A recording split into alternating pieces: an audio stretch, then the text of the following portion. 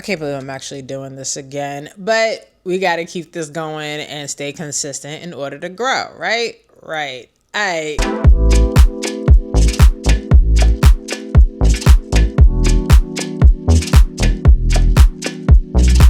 And we're back. Welcome to Drag Talk with me, Ariel Allure, where we will be going over RuPaul's Drag Race, Season 18, Episode 2, Q-Pop Girl. So I'm going to read the synopsis from our friends at Drag Race Fandom Wiki.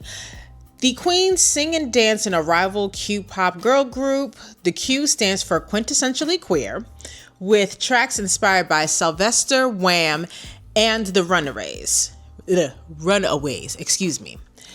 Actress and singer Dove Cameron guest judge. The queens were separated into 3 different groups, and they were all responsible for sing, dance, as well as choreography.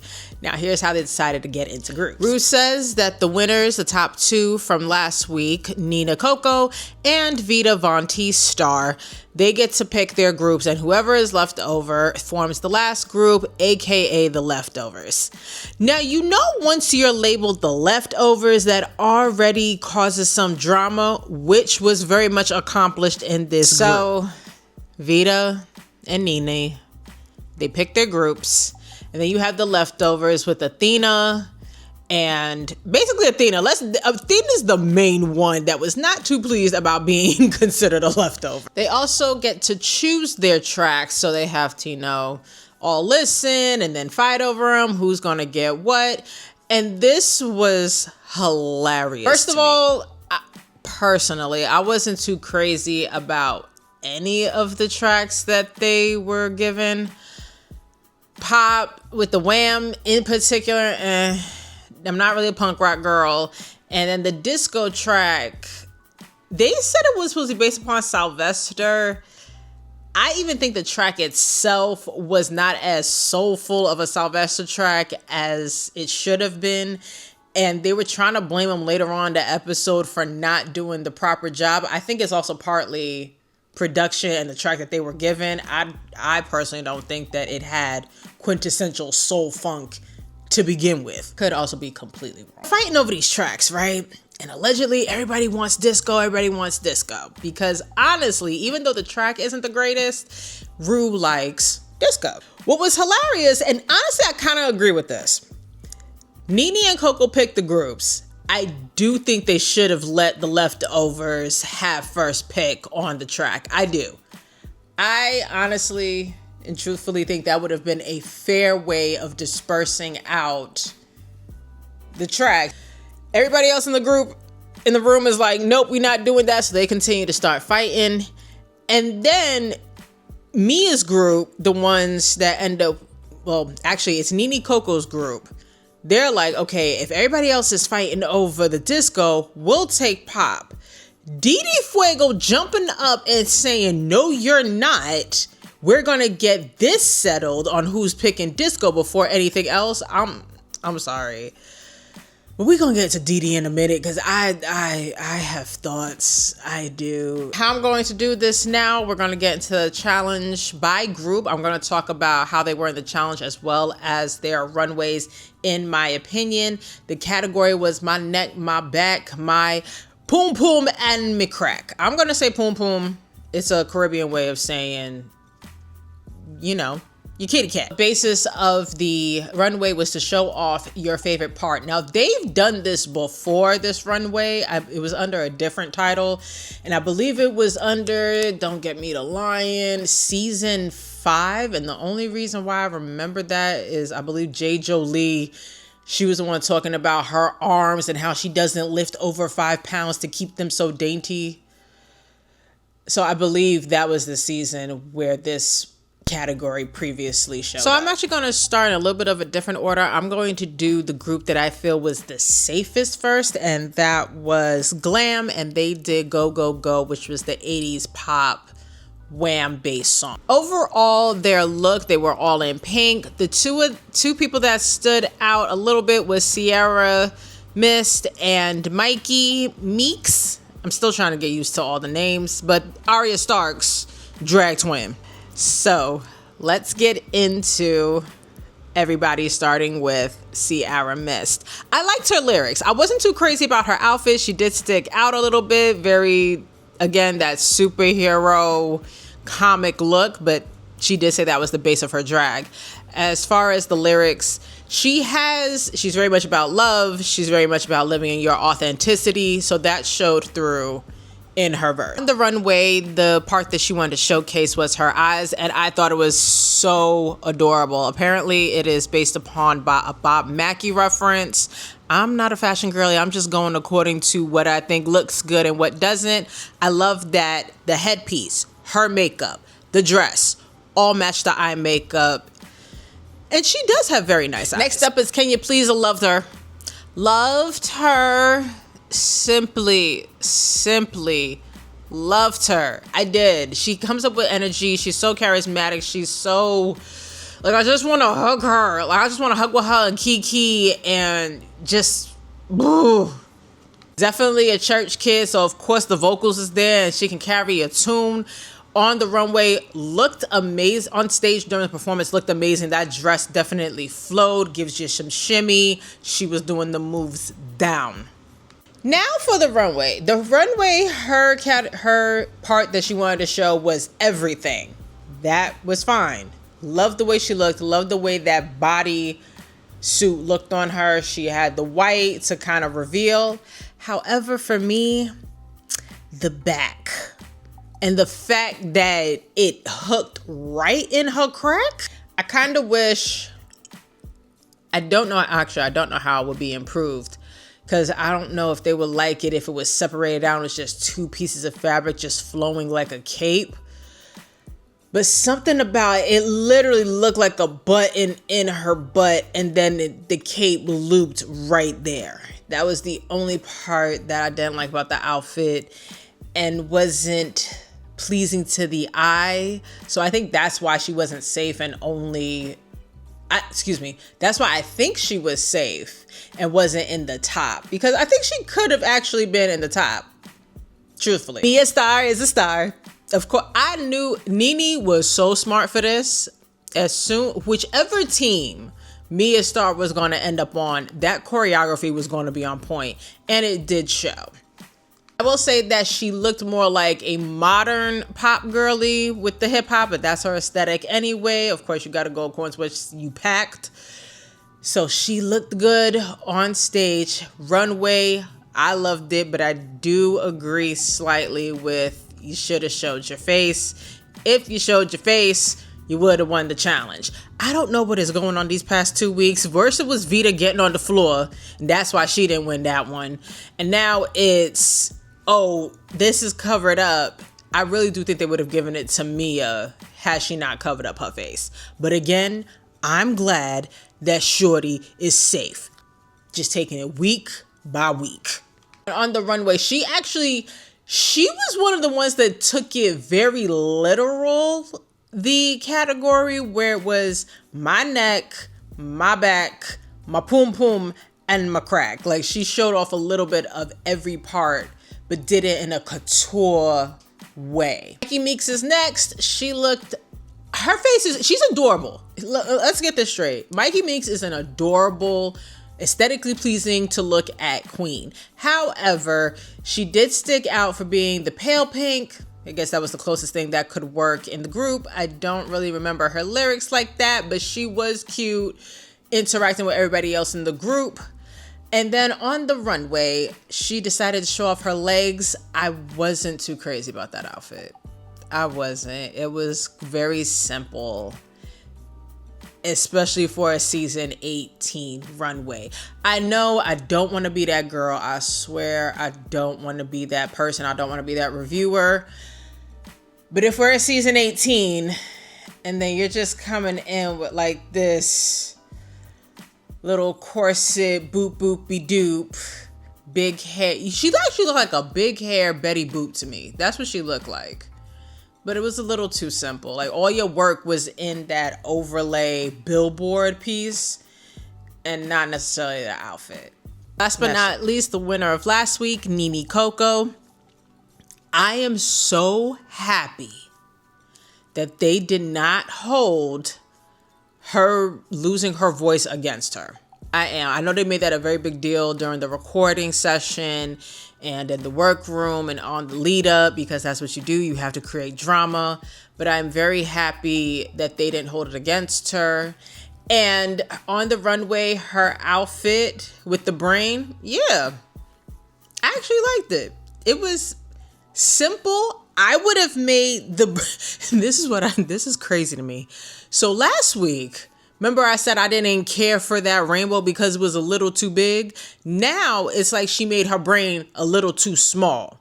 Yes, I am Goldilocks. I want it to be just right. I feel like her brain should have been bigger. Again, Glam, the group, 80s pop, go, go, go. Didn't do a bad job. Next up, I'm going to go to the group that, if this challenge were judged as a group, I believe this next one would have won, and that is the Tucked-Aways, who had Cherries, which was the pop rock group. Off with Briar Blush. Why can't I say her name? Briar Blush. Okay, is it just me? Please let me know in the comments below. Or do you think that she padded a little bit thicker for this challenge? And if she did, I actually like it. She looked really good. Her body was tea. She looked so good. She almost kicked Discord. Loved it. The whole group was very cohesive just in general. On the runway, Briar Blush's outfit, very simple. Her face is gorgeous though. The makeup on this season is mwah. Very simple. She has one long finger. I don't know what's up with the finger thing. First it was plain Jane and the burger finger. Now it's her. I don't know what's up with Boston and fingers. If there's something that goes together over there that y'all want to let me know, put it down in the comments below. Again, very safe. She did really well. Discord Adams had one of actually my favorite performances within the group. And it's not necessarily her. It was what everybody else was doing around her. So when they all kind of bent down and made it seem like they were the drums, and then when Juicy lifts up her leg to be kind of like the guitar for her, I think Discord had the best part of everybody else working with her and being involved, if that makes sense. On the runway, I believe her outfit, she was showing off her back. That was her part. And we thought that the walk was just for the first week. Nope, apparently that's her walk. It's the second week. I'm not going to, you know what? I take back that that's her walk. I'm going to wait and see how long it takes for the judges to actually say something to Discord. Because they will definitely talk to each other every single time she get on that stage and talk about that walk. But I want to know, when is she actually going to get the feedback? And the judges are like, girl, you need to work on it.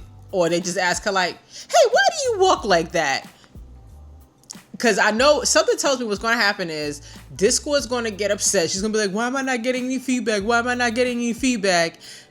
And then she's finally going to get it. And it's, again, this is another queen who is really pretty. Now, I just don't know if I like her attitude. Again, it's only week 2, so I'm trying to give a little grace. I think I'll have my fulls probably about week 3, week 4, outside of Mia. Y'all already know that I love the winner of the challenge, and honestly, perfectly can see why Jane don't.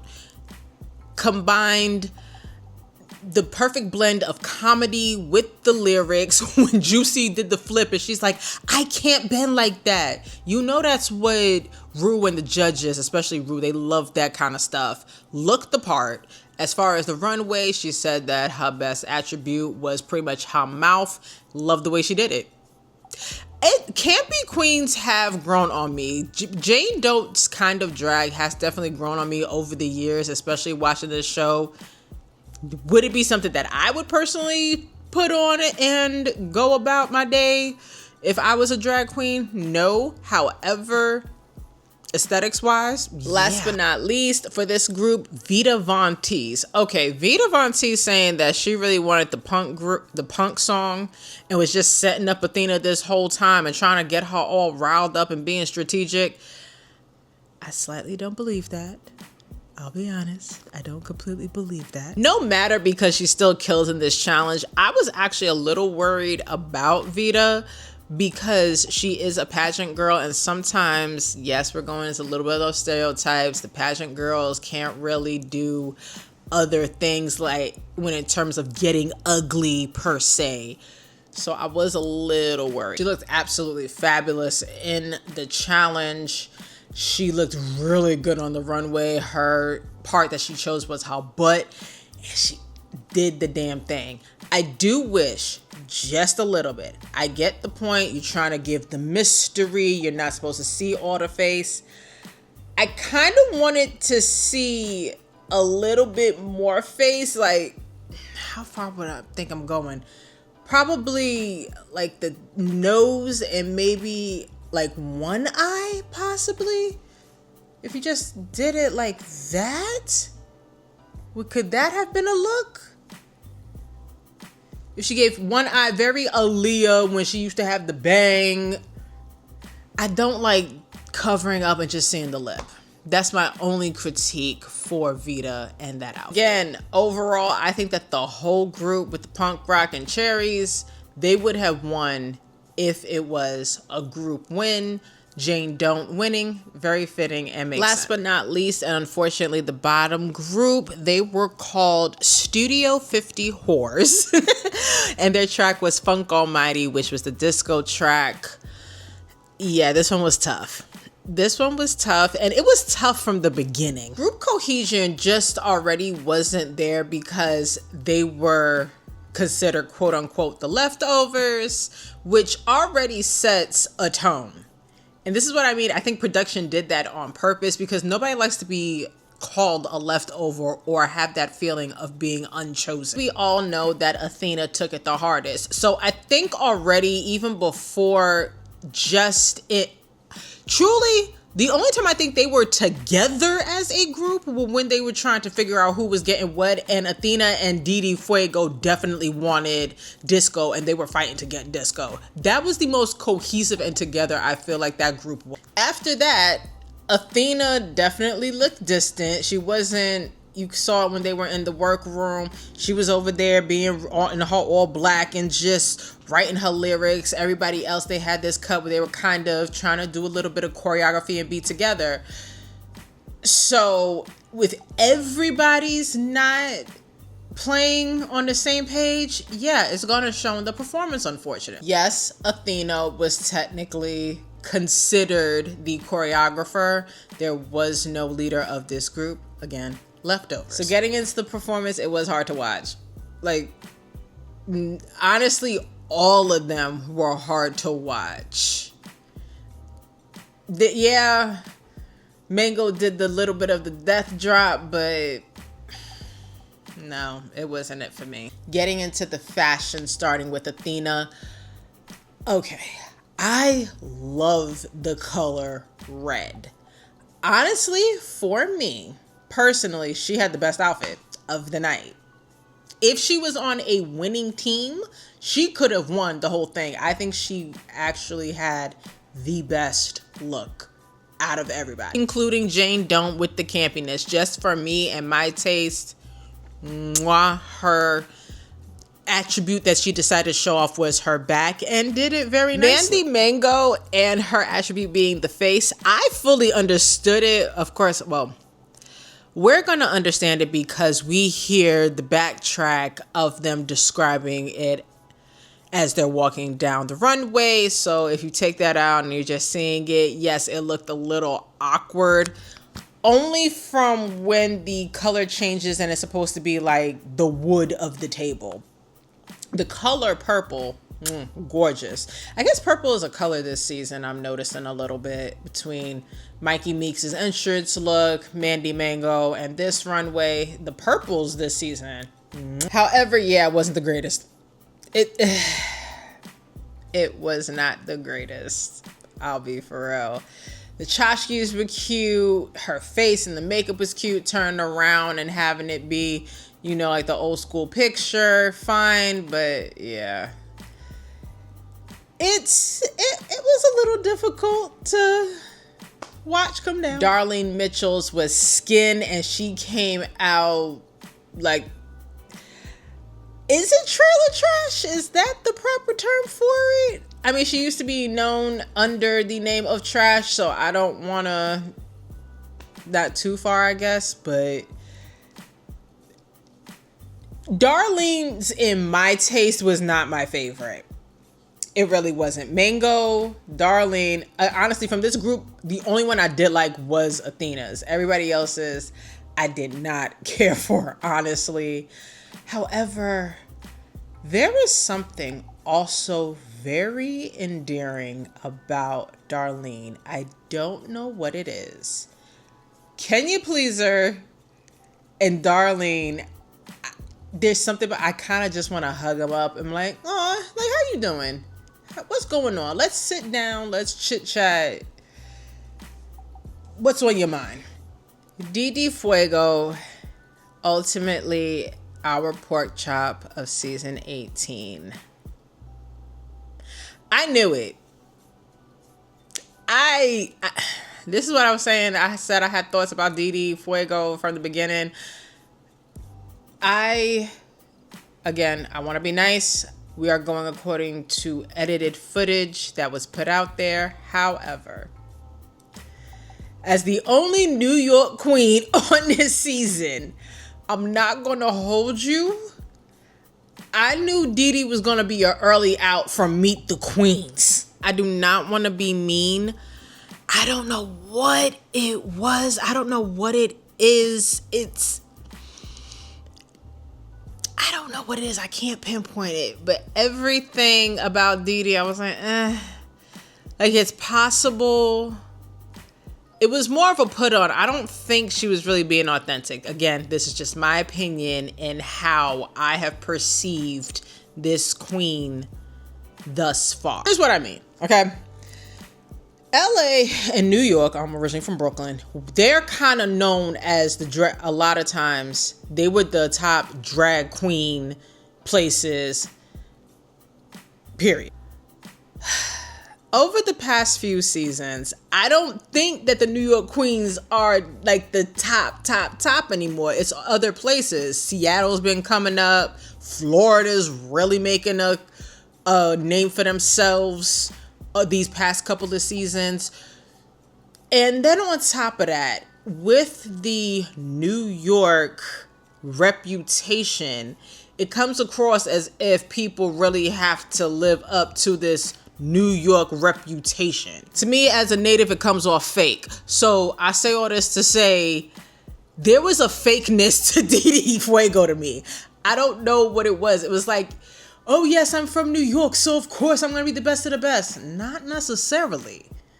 It's okay to be like, yo, this is me, this is what I do. Yeah, you gotta have a bravado, you gotta have a illusion, but it came off really fake to me. I'm sorry. I'm rambling right now. Unfortunately, to me, Didi came off fake. In the performance, yeah, she was stiff. Whoo! Was as far as her runway. Outside with the loofah, that whole sprinkler looking like a really cute cupcake. Yeah, gorgeous. As soon as you open it up, and then it's that bodysuit, and then it's just the legs. I wasn't even paying attention to like, oh yeah, it was baggy and this, that, and the third and blah, blah, blah, blah, blah, blah. And it wasn't fitting right, apparently. I just thought it was too damn simple. Like her and Mikey Meeks, they had that same too simple for season 18 kind of look. Editing Ariel here. So after I recorded the video, I ended up watching What You Packin' as well as Hello, Hello, Hello with Didi Fuego. It's on YouTube. I highly suggest that you check it out. And I will say that I was a little harsh on my critique of her. I still stand by the fact that I didn't care for her outfit. I still stand by the fact that I feel that New York queens have to live up the reputation of being from such a big city with such a big reputation. Outside of that, she had lovely outfits that didn't get to be shown on the runway. So again, check out What You Packin' and Hello, Hello, Hello with Anya Nerve. I do wish this queen nothing but the best. It was just my personal opinion. And yeah, sometimes I can be a little harsh. And the lip sync happens between Mandy Mango and Didi Fuego.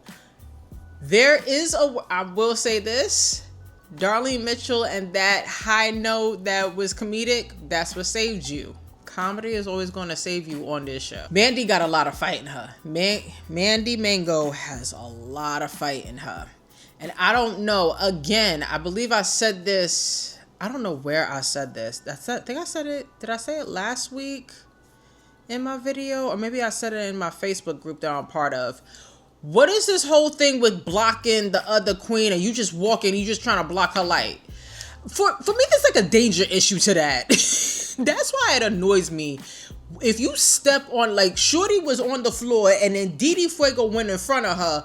If Didi has stepped on, my biggest fear is somebody gets stepped on. That's my biggest fear, and that's partly why I hate it so damn bad. Unfamiliar with the song, so I don't have any thoughts on that. The performance, Mandy beat her. And Didi, unfortunately, had to sashay away. So that is the full episode.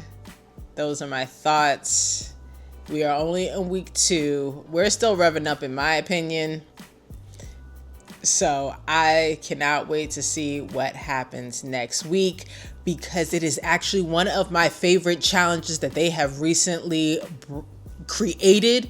It's RDR Live. I love RDR Live. I do. I don't really like Saturday Night Live. Sometimes I watch their skits, but just that whole premise with drag queens, it actually does work. It's just a matter of are the sketches going to be any good? So until next week, don't forget to like, comment, subscribe. Let me know your thoughts about this episode. Who are you rooting for thus far? I'm still rooting for Mia Starr, Vita Fonte's Star. Jane Don't is coming. She's kind of coming into my top 3. I want to have about 4 of them. I don't know who that 4th place is going to be. We still working that out. So until next time, be kind, be safe, spread love, not hate. Peace.